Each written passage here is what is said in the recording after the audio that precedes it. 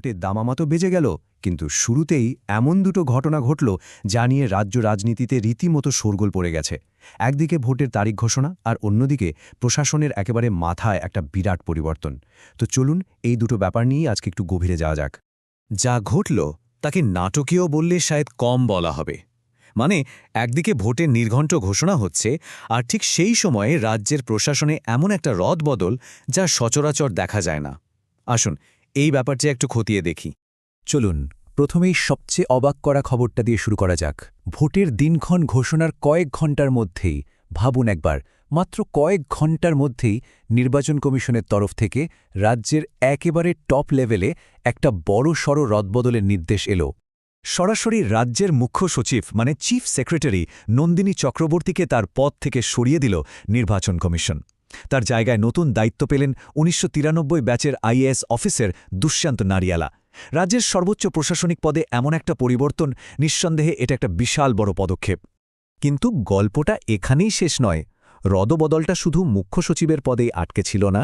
রাজ্যের অন্যতম গুরুত্বপূর্ণ দফতর, স্বরাষ্ট্র ও পার্বত্য বিষয়ক দফতর, সেখানকার প্রধান সচিব পদেও এলেন নতুন মুখ। দায়িত্ব নিলেন ১৯৯৭ ব্যাচের আইএএস অফিসার সংঘমিত্রা ঘোষ। এখন প্রশ্ন হল, হঠাৎ করে এই এত বড় রদবদলের কারণটা কি? এর প্রেক্ষাপটটা বুঝতে হলে আমাদের কয়েক ঘণ্টা পিছিয়ে যেতে হবে, ঠিক সেই সময়ে যখন ভোটের নির্ঘণ্ট ঘোষণা করা হলো। কারণ ওই ঘোষণার সঙ্গেই কিন্তু পরের ঘটনাগুলো জুড়ে আছে। তো ১৫ই মার্চ ২০২৬ মুখ্য নির্বাচন কমিশনার জ্ঞানেশ কুমার একটা প্রেস কনফারেন্স করে পশ্চিমবঙ্গের ২৯৪টা বিধানসভা আসনের ভোটের নির্ঘণ্ট ঘোষণা করে দিলেন। আর ঠিক ওই মুহূর্ত থেকেই রাজ্যে কিন্তু আনুষ্ঠানিকভাবে নির্বাচনী প্রক্রিয়া শুরু হয়ে গেল। আচ্ছা, এবার দেখুন পুরো নির্বাচন প্রক্রিয়াটা কিভাবে সাজানো হয়েছে। বেশ কম সময়ের মধ্যেই কিন্তু সবটা মিটিয়ে ফেলার পরিকল্পনা। প্রথম দফার ভোট হবে ২৩শে এপ্রিল ১৫২টা আসনে, আর ঠিক তারপরে ২৯শে এপ্রিল বাকি ১৪২টা আসনে হবে দ্বিতীয় দফার ভোট। আর রেজাল্ট সেটা জানা যাবে ৪ মার্চে। এই স্লাইডটা কিন্তু খুব ইন্টারেস্টিং। মানে, এবারের ভোট হচ্ছে মাত্র দুটো দফায়, অথচ মনে করে দেখুন ২০২১ সালের বিধানসভা নির্বাচন হয়েছিল ৮টা দফায়। তো বুঝতেই পারছেন, ৮ থেকে সোজা ২, এই পরিবর্তনটা কিন্তু বেশ তাৎপর্যপূর্ণ। আর যেমনটা হওয়ার কথা ছিল, দুটো দফায় ভোটের এই ঘোষণা হতেই রাজ্যের রাজনৈতিক দলগুলোর মধ্য থেকে নানা রকম প্রতিক্রিয়া আসতে শুরু করে। আসুন একটু শুনে নি কে কি বলছে।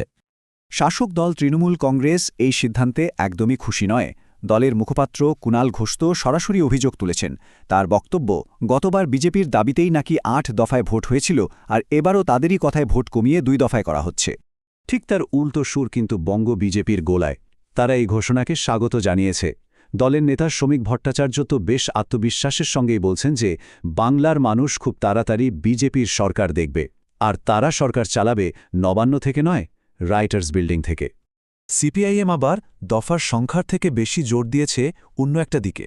তাদের নজরটা হল নির্বাচনটা কতটা স্বচ্ছ হচ্ছে তার ওপর। মোহাম্মদ সালিম যেমন বলছেন, তারা এটা নিশ্চিত করতে চায় যে ভোটার তালিকা থেকে সব ভুলভাল নাম বাদ দেয়া হয়েছে কিনা, আর প্রত্যেক আসল ভোটার ভোট দিতে পারছেন কিনা।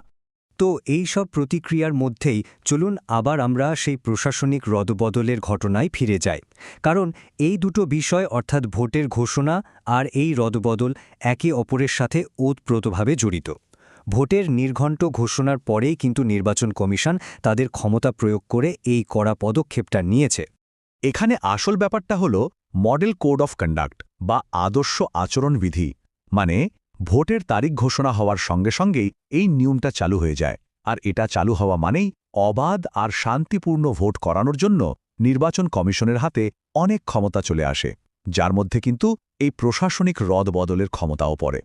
কমিশনের চিঠিটা দেখুন, কি পরিষ্কার নির্দেশ, একদম পয়েন্ট করে বলে দেওয়া হয়েছে।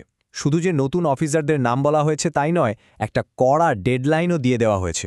বলা হয়েছে ১৬ই মার্চ বিকেল ৩টের মধ্যে নতুনদের জয়নিং রিপোর্ট দিতে হবে, আর যাদের সরানো হলো তাদের কোনোভাবেই ভোটের কাজে রাখা যাবে না। এই সব কিছু মিলিয়ে আমরা এখন একটা খুব গুরুত্বপূর্ণ প্রশ্নের মুখোমুখি। এই যে এত দ্রুত এত কিছু ঘটে গেল, ভোটের ময়দানে এর আসল তাৎপর্যটা কি? মানে, আসল প্রশ্নটা হলো, একেবারে প্রথম দিনেই নির্বাচন ঘোষণার সঙ্গে সঙ্গে নির্বাচন কমিশন এত বড় একটা পদক্ষেপ কেন নিল? কেন প্রশাসনের এত ওপরতলার অফিসারদের বদলি করে দেওয়া হলো? এর থেকে যে মূল বার্তাটা পাওয়া যাচ্ছে সেটা খুব স্পষ্ট। নির্বাচন কমিশন শুরু থেকেই বুঝিয়ে দিতে চাইছে যে তারা কতটা সিরিয়াস। তারা একটা সিগন্যাল দিচ্ছে যে ভোটের সময় প্রশাসনকে সম্পূর্ণ নিরপেক্ষ থাকতে হবে। আর গোটা প্রক্রিয়ায় কমিশনের কথাই শেষ কথা, যাতে সব দলের জন্য একটা লেভেল প্লেয়িং ফিল্ড বা সমান সুযোগ থাকে। আর এটাই আমাদের শেষ এবং সবচেয়ে বড় প্রশ্নটার সামনে এনে দাঁড় করায়, যা এই পুরো নির্বাচন জুড়ে ঘুরপাক খাবে। কমিশনের এই শুরুর দিনের কড়া পদক্ষেপগুলো কি সত্যি পশ্চিমবঙ্গের মানুষের জন্য একটা অবাধ, সুষ্ঠু আর শান্তিপূর্ণ ভোটের পরিবেশ তৈরি করতে পারবে? এর উত্তর তো সময়ই দেবে।